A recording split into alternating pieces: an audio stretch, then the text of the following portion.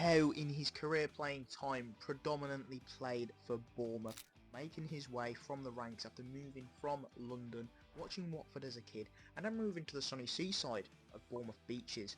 This is where he would go on to play for Bournemouth and become a great defender ahead of his years, many said, before leaving to go to Portsmouth.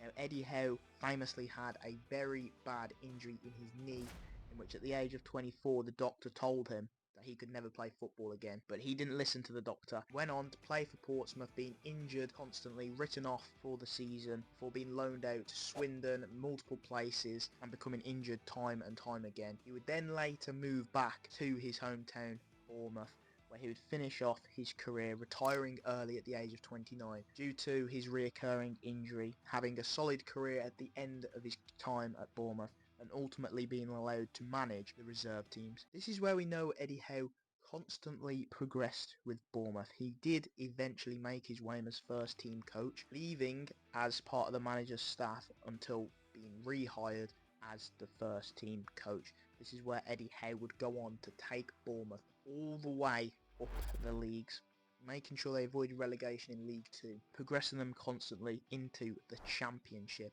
where he'd get them mid-table, but then Burnley would come calling. He stayed there for 2 years, and after a fallout with the owners, he returned to the Cherries. And this is where his 8-year stint comes into play. Howe got them to promoted into the Premier League and maintained Bournemouth in the Premier League for several years. The likes of Callum Wilson, Josh King, Nathan Ake. Bournemouth were a team who were impressive and could beat big teams until they ultimately got relegated, and this is where Eddie Howe and Bournemouth had to part ways. He was looking for his next challenge, and eventually a Saudi takeover would happen with a team up north, and they would be searching for their next manager. Newcastle United looked no further than Eddie Howe.